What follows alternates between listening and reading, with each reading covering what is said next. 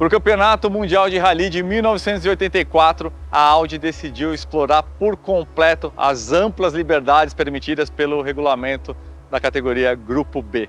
E assim nasceu a maior lenda do universo dos rallies, Sport 4, a versão mais extrema de um carro já lendário, o Audi 4. Para começo de conversa, vocês estão vendo a maior mudança. 320 milímetros a menos de entre-eixos, 32 centímetros. Tudo isso para você ter uma inércia polar muito menor. Olha só o tamanho que esse carro ficou. Pessoal, 2,20 metros de entre-eixos, um Puma tem 2,15 metros. Só que esse carro aqui chegava a competir com mais de 450 cavalos. As últimas versões com estrutura tubular dizem que chegava perto de 1000 cavalos, um carro com entre-eixos praticamente de um Puma. E mais do que isso, 5 cilindros em linha pendurado aqui na frente. Como que isso poderia funcionar? Olha só que interessante, pessoal. Entre-eixos curto, menor inércia polar, mas também maior transferência longitudinal de carga. Vai lembrar, a gente está falando de uma competição que é feita em pisos de baixa aderência, o que significa que numa frenagem forte, toda a massa é transferida muito mais para frente, crava-se muito mais no piso, nas saídas de curva e acelerações, mais carga é transferida para trás com mais rapidez. Nos trechos sinuosos, como o Rally de Monte Carlo, por exemplo, ter um entre-eixos curto como esse permite que o carro mude de direção com muita velocidade. Então, da mesma forma que a Porsche, só que ao contrário, essa receita aparentemente bizarra de um verdadeiro pigmeu, e você olha esse carro de cima, ele é praticamente um quadrado, funcionou como uma luva para o Grupo B. Arrancar 32 centímetros do entre-eixos de um carro é uma cirurgia muito mais complexa do que parece, porque existem longarinas, travessas, caixa de ar, colunas. Esse trabalho é um verdadeiro quebra-cabeças. Por isso, nem a Audi quis saber de tocar essa cirurgia. Eles entregavam as peças e a carroceria, e quem tocava era a Bauer Carroceria. E não era só isso não, a carroceria inteira praticamente do carro passou a ser de compósitos, fornecidos pela Seger & Hoffmann. Se a gente olhar, por exemplo, tampa traseira e capô de fibra de vidro, praticamente todo o resto de fibra de carbono e Kevlar ou fibra de vidro com Kevlar. A gente está falando das asas, como se chama em inglês, né? Os paralamas traseiros, paralamas dianteiros, no caso dos carros de rally, as portas, a folha do teto. Aliás, falando em folha do teto, chega aqui para mostrar uma coisa para vocês que é muito curiosa. O ângulo do para-brisa do Sport 4 mudou completamente em relação ao que a gente chama de UR4, né? Que seria o Audi 4 original. Aqui ficou muito mais vertical. Eles voltaram a utilizar o componente do Audi 80 Sedan de segunda geração, enquanto o 4 utilizava aquele para-brisa mais deitado. Isso aqui, essa mudança foi feita porque os pilotos pediam uma alteração justamente para reduzir os reflexos formados no para-brisa. O mais insano, como esse aqui era um carro de homologação, era necessária a fabricação de pelo menos 200 unidades. No final, a Audi acabou produzindo por volta de 214 unidades do Sport 4. Dessas, 164 eram carros de rua, pessoal, exatamente como esse aqui. Você consegue imaginar? Com esse carro, a Audi simplesmente massacrou a concorrência logo de cara no seu ano de estreia. Das 12 provas, 7 vitórias ficaram nas mãos da Audi, mas mais do que isso, 3 vitórias com as 3 primeiras posições, 2 vitórias com dobradinhas, título de pilotos para Stig Blomqvist, Hannu Mikkola em segundo colocado, ambos pilotos de Sport 4 e, claro, título de construtores. Mas não parou por aí não, pessoal, porque em paralelo à operação no WRC, a Audi investiu na lendária Pikes Peak, a famosa corrida rumo às montanhas lá no Colorado, 156 curvas, largada começa a 1000 metros, a chegada a mais de 4000 metros, ar extremamente rarefeito. Entre a largada e a chegada eram dois carros completamente diferentes. E lá a Audi conquistou uma tríade de vitórias, 85, 86, 87. Michele Mouton, Bob Unser e, no final das contas, a grande despedida gloriosa de Walter Rohr, com a versão mais extrema já feita do Sport 4, famoso E2, S1 E2. A cara era de Audi 4, mas a estrutura deixou de ser monobloco para ser completamente tubular, suspensão duplo A na frente e na traseira e um kit aerodinâmico completamente absurdo, o famoso desnecessário, que era justamente a cara assinatura de todos os grandes vencedores de Pikes Peak. Muita aderência dinâmica, tanto na dianteira quanto na traseira. Uma despedida realmente com chave de ouro. Mas o começo do fim da história do Audi 4 começou um ano antes, em maio de 86. Uma série de acidentes graves já vinham acontecendo no grupo B, entre fatalidades com atropelamentos e acidentes mesmo. Mas no Rally da Córcega daquele ano, Henri Toivonen e o seu copiloto Sérgio Cresto sofreram um acidente fatal. O carro caiu de uma ribanceira, pegou fogo e com esse acidente declarou-se para sempre o fim do grupo B e assim começou o fim da história da maior lenda do Rally. Só que uma coisa ficou de legado para sempre. Depois do Audi 4 ou do Sport 4, nunca mais nenhum carro de rally poderia ser competitivo sem utilizar tração nas 4 rodas. Uma revolução, ou melhor, algo muito bem pensado, trazido do universo do fora de estrada para um carro de competição. Nos anos lendários do Grupo B, os carros de rally utilizavam combustível extremamente tóxico, Avgás, gasolina de aviação, conhecida por esse nome justamente pelo seu uso aeronáutico, um combustível com altíssimo teor de chumbo tetraetila, algo extremamente tóxico para o ar, para o solo, especialmente para os seres humanos, altíssimo potencial cancerígeno. O chumbo tetraetila era utilizado como um aditivo, um artifício para o aumento de octanagem. Isso era necessário porque na época não havia tecnologia nos combustíveis e, se você parar para pensar, a caloria gerada dentro dos cilindros, na câmara de combustão de um motor como o desse Audi Sport 4, dando 2, 3 bar ou até mais de pressão no turbo, 300, 400, 500, 700, quase 1000 cavalos, sem utilizar um combustível de alta octanagem, a pré-ignição, a detonação era certa dentro dos cilindros e com isso a destruição do motor. A gasolina Podium dos postos Petrobras foi derivada do programa de combustíveis que a Petrobras desenvolveu para a equipe Williams de Fórmula 1. Eram exigências técnicas extremamente complexas, porque de um lado você precisava de uma octanagem extremamente elevada, obtida sem o uso de aditivos, e no caso da gasolina Podium, a gente está falando de 102 octanas com uma octanagem mínima garantida, mas ao mesmo tempo emissões extremamente baixas. A gente está falando de volume de enxofre menos da metade se a gente comparar com qualquer outra gasolina premium no mercado.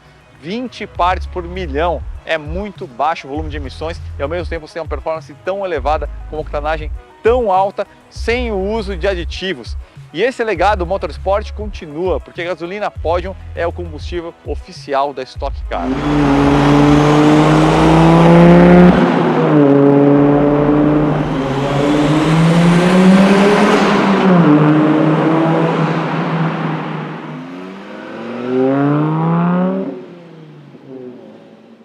Agora, vocês lembram que eu falei que nem a Audi queria saber de construir esse carro, de tão complicado que era, e ela entregava para a Bauer Carrosserie para executar o projeto, né?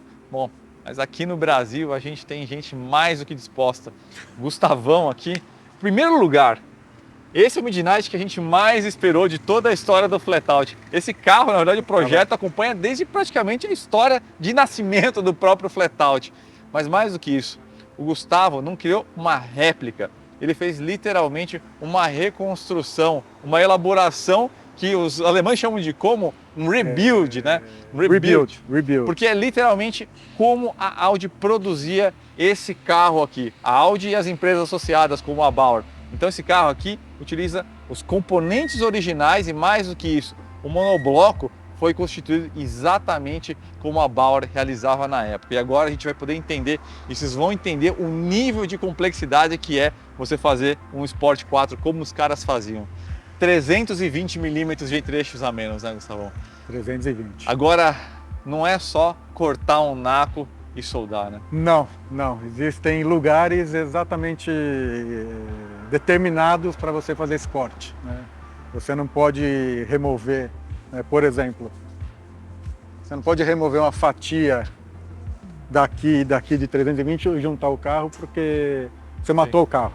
Você cortou longarina, então o corte do teto é um, o corte do assoalho é outro, o corte da caixa lateral é outro, né? E isso tudo quando você junta, como é a mesma plataforma, isso se encaixa perfeitamente. Mas é um corte então que ele é todo complexo, né? Sim, Você meio que cria sim, quase um sim. dente de engrenagem, assim, pra ele realmente se encaixar, exatamente, né? exatamente. Então o assoalho é uma medida, a caixa é outra, né? Teto é outro. O teto praticamente ele vem até o final e junta com o pilar C do cupê, né? Sim. O assoalho ele é mais curto, a caixa você mantém e a longarina traseira veste dentro dessa caixa, né? A caixa de ar, você disse. Isso. Que é essa porção a longarina, aqui estrutural. A longarina carro, né? traseira ela engata na... Então você não, obviamente você não corta a longarina, né? Então você Não, a longarina traseira... Você corta toda a seção ela é do preservada. assoalho, Exatamente. mas até a longarina, vamos dizer assim, né? Exatamente, E aí pra você entra com essa longarina onde vai ali a caixa de Exatamente, ar, para ela né? fazer o encaixe exatamente no lugar certo, né?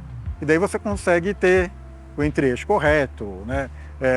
Problemas de fazer isso, o carro pode ficar assim, pode ficar assim, pode ficar assim, né? Então, quando você respeita esses lugares, facilita muito também na hora de fazer a junção dos dois monoblocos. Você teve acesso à ampla documentação justamente para conseguir fazer esse mapa, vamos dizer assim. Sim, viajei algumas vezes, né? Tenho acesso ao pessoal da Audi Tradition, né? Eu cheguei a visitar a sede deles por 2 vezes. E não Sim. foi por causa de Audi Sport 4, foi por causa de DKV, né? Sim. A minha relação com eles começou por causa do DKV, Malzone, né? Meninas, olhos de olho, né? Então... os olhos de ouro do pessoal da Alemanha quando o assunto é Brasil, né? Exatamente. Então, em um evento na Alemanha, eles me viram com uma camiseta de Malzone e começou essa relação. Então, tive dúvida de código de cor, de alinhamento. Eles me passaram a ficha completa do carro. Sim. Na época, tudo em papel, né? Você vê com aquele papel digitalizado, sim. meio amarelado, Uhum. né? Isso é muito legal. E pessoas lá fora também que... A pessoa que me vendeu o body kit, né? Pessoas que você faz amizade, que conhecem como funciona, então você tira dica com um, dica com outro. Sim. Muita gente publica foto dos projetos com muito detalhe. Então, foto de outros projetos também ajudaram bastante. Então, acho que assim, a internet tem um material muito rico se você souber pesquisar. Sim. Né? Então, ajudou muito, nesse sentido ajudou muito. Quando a gente está falando da forma como a Audi construía esse carro, além desse quebra-cabeças, era basicamente juntar 2 carros diferentes, né? Na verdade a Audi, ela terceirizou essa parte, né? A Sim. Audi, ela fornecia todas as peças de estamparia para uma empresa chamada Bauer. A Bauer era uma empresa que produzia carros de muito pouco volume, né? BMW conversível, então Sim. a Audi fornecia essas peças para a Bauer fazia estamparia de algumas outras peças, pilar C, por exemplo. Sim. Eu não sei se eles faziam estamparia ou se eles faziam mesmo em dobradeira, era um negócio bem artesanal, né? E depois do monobloco pronto, eles recebiam de uma empresa na Suíça chamada Sager Hoffmann todos os painéis, né? Sim. Então, teto, lateral traseira, paralama, capô, para-choque. Daí eles faziam a montagem completa, pintavam, às vezes não pintavam, pintava dentro da Audi, né? No Sport 4 de rua, a porta é de aço, chapa de aço, que já era uma porta pronta de um carro que eles tinham. Do 80 de segunda geração sedã. Do B2, né? Que aqui é o nosso Santana, né? Uhum. Então, facilita muito para montar canaleta, máquina de vidro, né? Então você tem essa facilidade, né? Aqui no caso eu usei uma porta das versões de Rally, que é de fibra de carbono com Kevlar, mas tudo veio de fora. Então, basicamente aqui foi feita a mesma coisa, né? Então, eu usei 2 Audis para a construção desse carro, um 80, 85, que foi legal porque é um ano do Sport 4, né? Perfeito. Então é um 80 B2 85 e um coupé, né? Perfeito. Então, que era a base do 4. que era a base do 4, né? Do 4 Ur 4. Na verdade, assim, que era a base do Sport 4. O Sport 4 ele não é um Ur 4 encurtado. Ele tem teto diferente. O teto dele é mais baixo, mais estreito, né? Então, se você encurta um Audi 4, ele fica quase sem teto, né? Sim, pela inclinação. Porque o para-brisa é mais inclinado, né? E aí o teto fica curtinho. São 15 graus de diferença de para-brisa, né? Então, o que a Audi fez? Como toda fábrica, vamos na solução que já está pronta e é barata. usa algo que já existe, né? Perfeito. Então pegaram do sedã, né? No meu caso, eu não tive a sorte de encontrar um sedã coupé, né? 2 portas. Eu tive que partir de um 4 portas, então esse carro antes era um 4 portas. Já era complicado para a Bauer fazer sozinha esse carro, tem na base. Sendo uma Você indústria. converte um sedã em coupé e ainda junta a outra parte. Meu Deus do céu. O que facilitou muito é o seguinte, a Audi Tradition, ela, hoje em dia nem tanto, mas na época ela ainda tinha muita peça que sobrou. Então assim, o pilar B do Sport 4, eu comprei novo na Audi Tradition. Que espetáculo. Né? Tanto a folha de fora como a interna, dos dois lados. Né? Entre outras peças que eu precisei. Né? A peça onde vai preso o freio de mão era especial do Sport 4, então isso eu comprei na Audi Tradition. Um detalhe interessante que eu consegui comprar novo na Audi Tradition foi o cavalete do filtro de óleo. Aí é um filtro de óleo, um cavalete para 2 filtros de óleo, tem um filtro de óleo dedicado para o turbo, então é um virado para baixo, um para o lado, né? Original do Sport 4. Então com as peças originais, obviamente facilita muito porque o monobloco é o mesmo, né? Exato. Então você tem referência e como eu falei, uma treina em um nível, né? Você consegue fazer, né? Tendo conhecimento. E um detalhe muito importante, a mesma treina do começo ao fim. Exatamente. Não mude de treina, que a chance de dar errado é gigante. Sim. Então a coisa que a gente mais tinha cuidado, eu e meu pai, durante a construção do carro, era não perder a treina. Não podemos perder essa treina, porque a gente começou com essa treina, ela só vai para o lixo quando acabar, né? Sim. E coitada, ela já não tinha nem mais número, estava toda apagada. Eu consigo imaginar. Uma cirurgia dessa, vocês fizeram em 2 pessoas, pai e filho? Eu e meu pai. Igual o Malzone, né? Eu e meu pai. Isso aqui é um pouquinho mais complicado, eu diria. Meu Deus do céu. Mas vocês entendem porque levou tanto tempo também. Assim, fizemos a parte de construção do monobloco, né? Então, construir o monobloco, transformar o carro em 2 portas, pintura a gente fez, toda a funilaria do body kit que veio, a montagem do body kit, essas peças todas aqui são coladas, né? É uma cola hoje muito comum em hipercarros, né? É uma cola epóxi bicomponente. Então todos esses carros hoje com monocoque de fibra de carbono usam essa cola. Sim. Assim, uma bisnaguinha desse tamanho na época era R$500. Sim, foram umas 10, não me lembro, só de cola, né? Então tem muita peça que é colada, né? E o carro parecia um ouriço, porque você vai colando as peças e pondo alicate de pressão em tudo. Sim. Mas você só cola depois de estar tudo ajustado, bonitinho, né? Batendo com um monobloco. Porque a gente sabe que a laminação de fibra depende do cuidado da pessoa na hora de laminar, também não vem perfeita. Às vezes a pessoa usa muito molde, né? Quem me vendeu esse body kit já fez uns 30 carros lá fora. Sim. Né? Ele vende muito carro para a Alemanha. Se eu não me engano, não sei se o carro do Ken Block, ele que fez também o body kit. Então, como você vai fazendo muita peça, tende a consumir o molde também. Sim. Né? Então vai acabando que as peças, a 30ª peça não sai igual a primeira. Né? Então acaba que você tem que fazer algum pequeno ajuste para montar. Né? Então foi assim que nasceu essa... Eu sei que vocês querem saber o que tem ali embaixo do capô. Então vamos falar agora a parte de powertrain, né? Abre o capô pra gente aí. Aqui nós temos um 5 cilindros como o original. No caso aqui ele oriundo de um Audi S2, RS2, né? E vai lembrar, 5 cilindros surgiu no Audi 100, se não me engano, de 76 para 77, mas é o Audi 4, especialmente o Sport 4, com a adoção do turbo e a aplicação voltada para performance mesmo, que criou a verdadeira lenda do universo Audi, né? Os 5 cilindros em linha até hoje aí figura, mesmo aí com a, vamos dizer assim, recente aposentadoria, né, do conjunto, vai ser o eterno ronco de assinatura do universo Audi e é algo sensacional, é algo extremamente musical, né? O Sport 4 ele tinha o bloco de alumínio, né? O cabeçote, o 5 cilindros ele nasceu no Audi 100, entre 76 e 77, como você comentou, só que 10 válvulas, né? O Sport 4 de rua, né, ele introduziu o cabeçote de 20 válvulas, né? Então esse cabeçote de 20 válvulas nasceu no Sport 4, né? E o Sport 4 usava bloco de alumínio. Sim. O Sport 4 e todos os Audis de competição usaram bloco de alumínio. Então os primeiros 10 válvulas de rally eram bloco de alumínio, o Sport 4 também, o S1, S1 E2. Transan, INSA, tudo mesmo bloco. Sim. Né? Então foi o motor hoje que a gente encontra em RS2, S2, começou lá no Sport 4. Vamos entender então o que a gente tem aí no motor. Começa aí da parte de admissão, turbo e tudo mais, a gente vai descendo aí pro o mercado, como eu motor. falei, o mercado desses carros na Europa é muito grande, então você encontra muita empresa grande, séria, fazendo reprodução de peças da época, né? Então, basicamente, o motor é cilindrada original, todo original, né? O motor em si. E os periféricos, como é um rebuild, eu falei, vou montar o que mais eu gosto de cada versão. Faz a sua né? coletânea. Então, coletor de admissão é do S1 E2, que é a última versão, é um dual plenum, né? É maior que o motor, quase. Que peça linda, aliás, diga-se, olha que solda linda.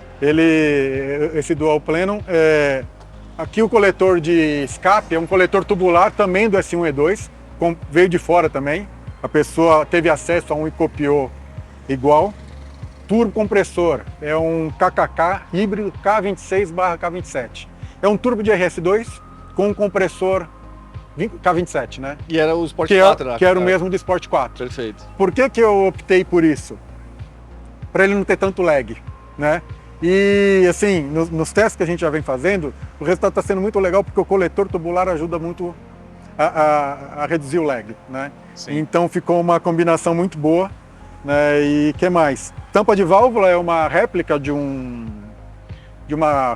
tampa de Sport 4 também. Daí o resto é mangueira, cabos, né? Reservatório de água, daí todos esses detalhes aí do cofre são também originais, né?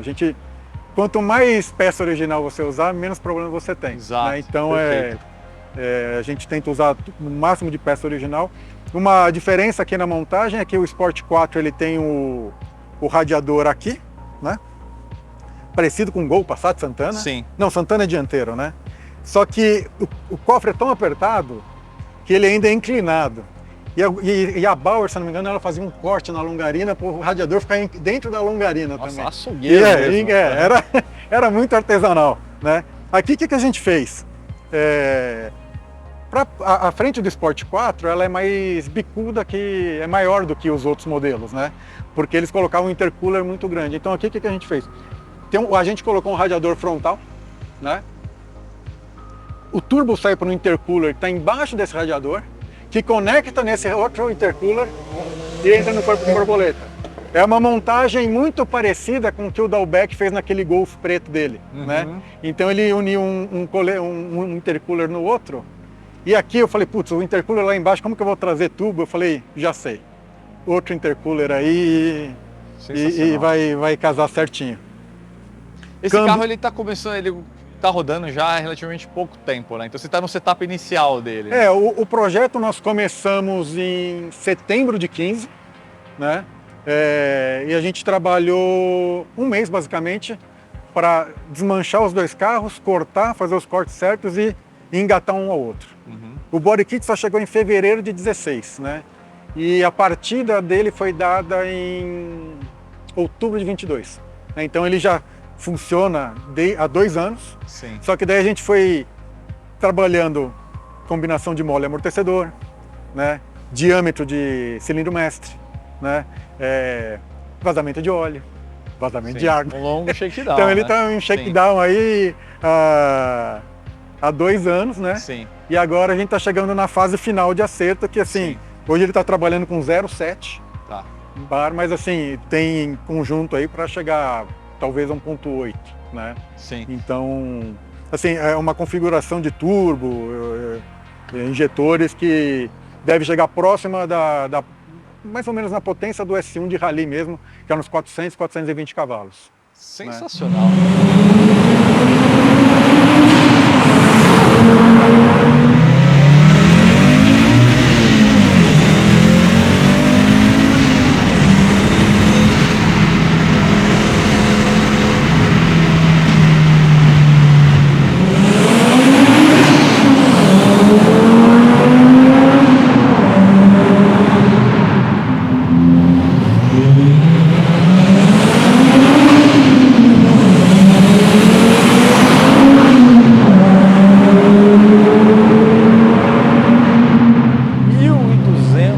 quilos.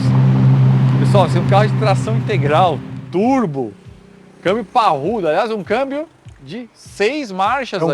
Um câmbio de RS2 também, 6 marchas, com o Torsen, né? Na época o Sport 4, de rua ele tinha um câmbio com diferencial central aberto, sistema de planetária, né? 5 marchas só. Os de rally já eram um pouco diferentes. Ele tinha um diferencial central LSD, e dianteiro também e traseiro também. Então eram 3 LSDs. O Torsen surgiu em algum momento mais para frente. O Torsen veio mais para frente, então aqui é um câmbio mais moderno, né? Com diferencial Torsen em 6 marchas, né? Então tem uma evolução aí de câmbio. Aliás, suspensão traseira do Audi 4, ou melhor, Sport 4 é outro departamento à parte, né?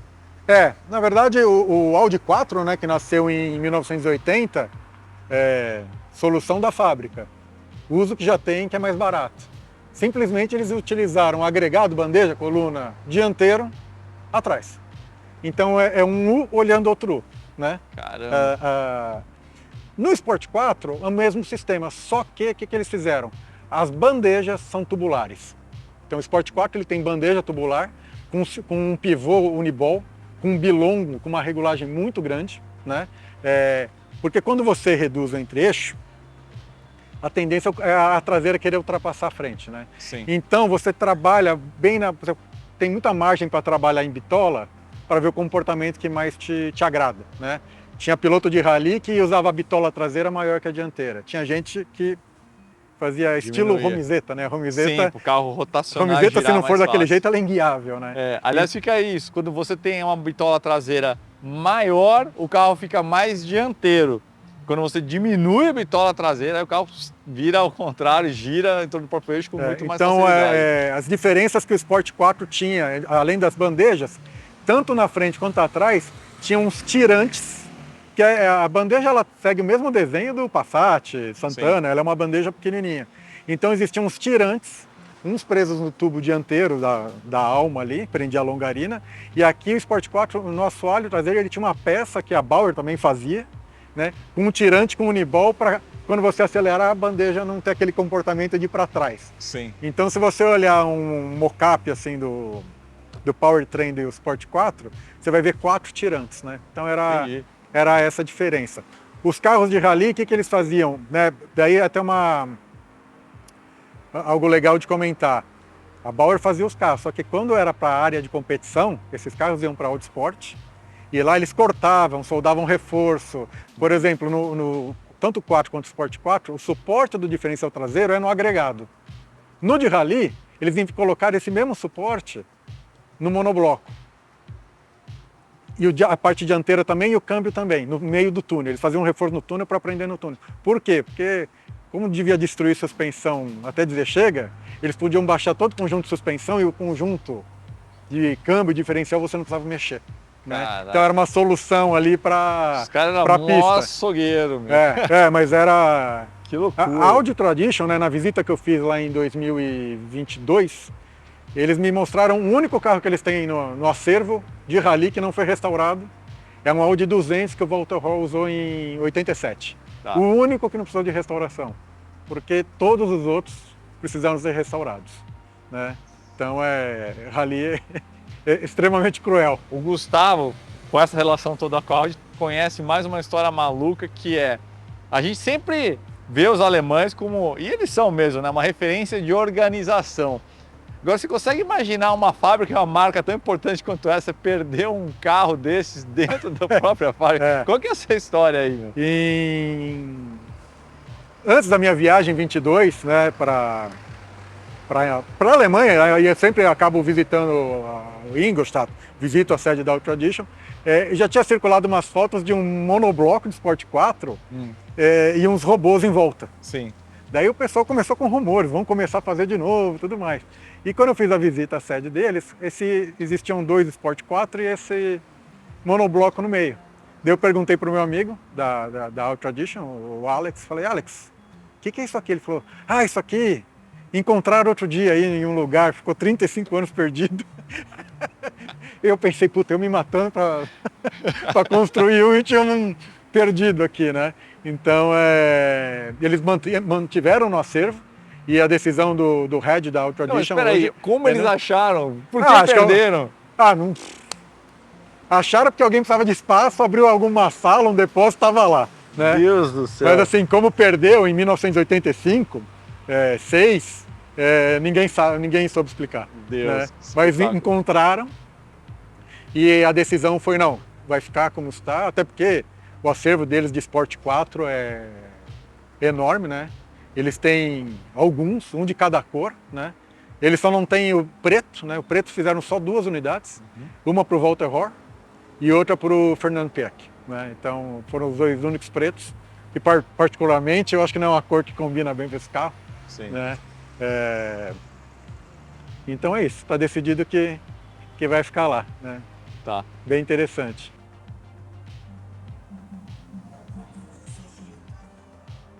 Vai chegar uma hora que a gente não vai ter mais idade para fazer essas coisas a mais, né, Gustavo?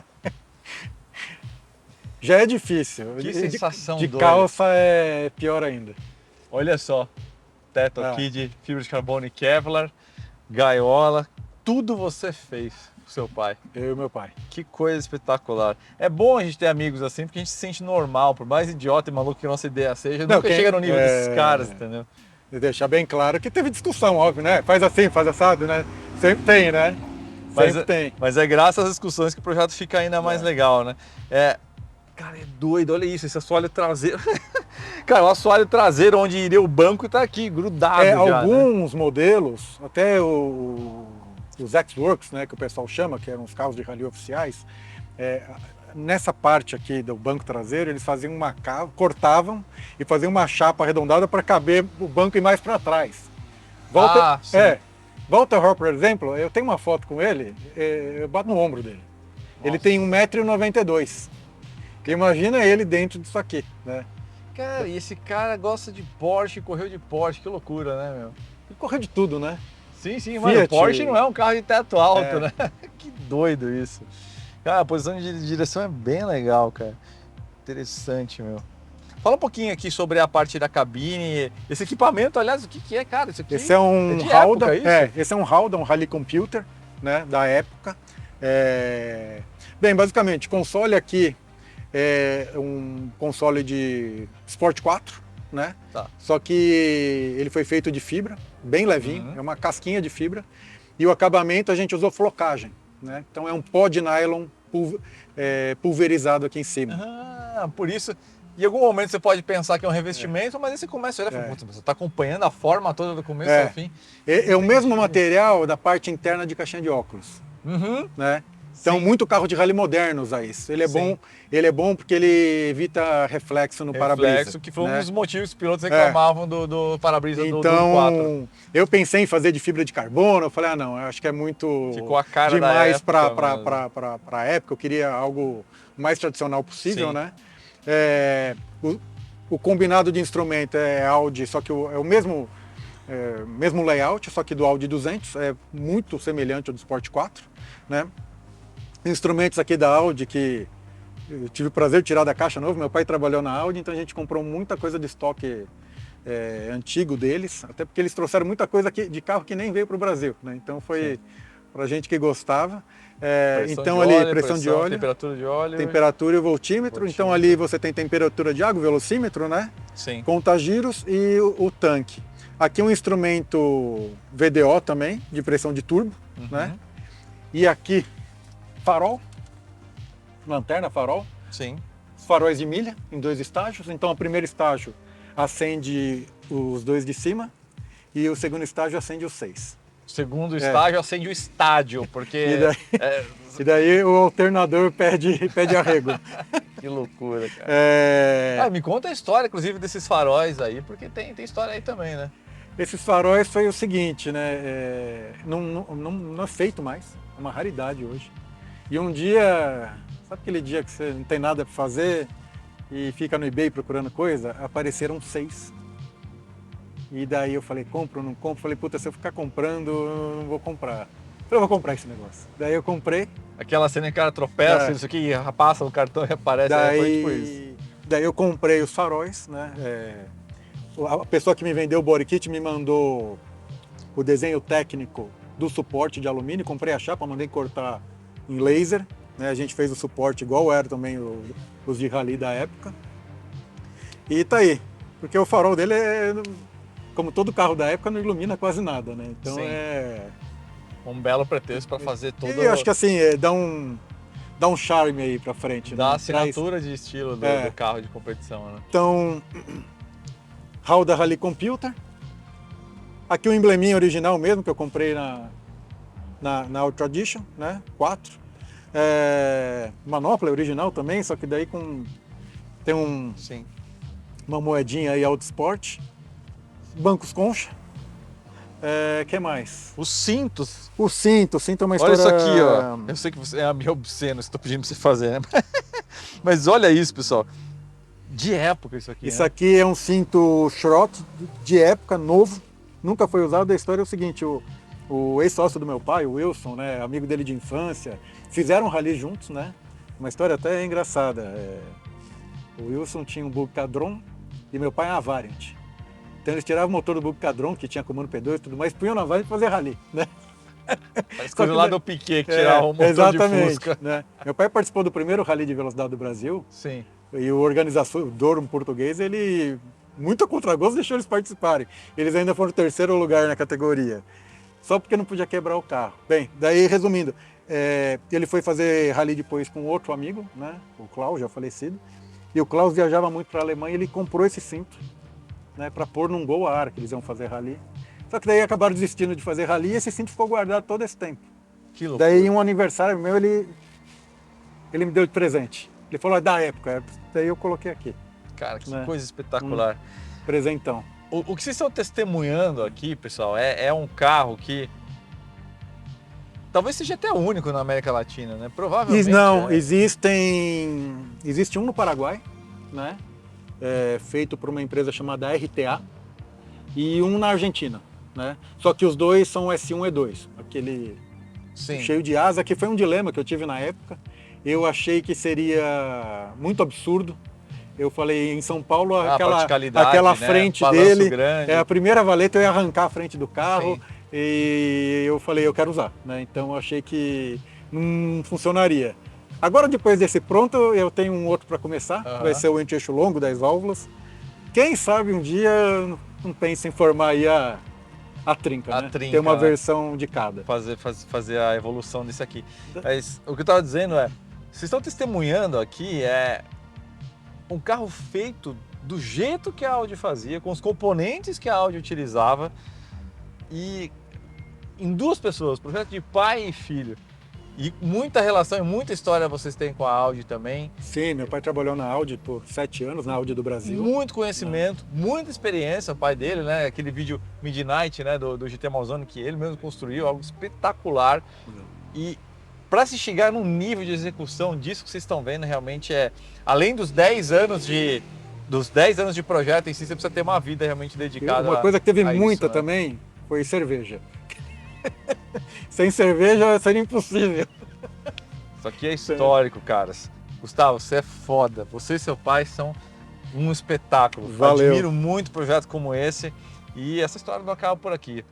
Vai ter mais um videozinho que a gente vai gravar um pouquinho mais pra frente, a história dos Romeiros, talvez até tenha as minhas impressões ao volante, porque esse carro merece realmente o máximo de conteúdo que a gente puder fazer. Algo... Era meu sonho de moleque, né? Você tem a questão com a Alfa, né? Sim. Achando que eu nunca ia conseguir ter um carro desse, eu comprei um S2. Eu falei, o que vai mais se aproximar de um carro do Grupo B, né? De um Sport 4. E daí, quando eu comecei a pesquisar, eu falei, opa, peraí, é possível, né? E daí, sem pensar muito, porque se pensar a gente não faz nada, né? Sim. Eu falei, vamos embora. Uma hora sai. Sport 4.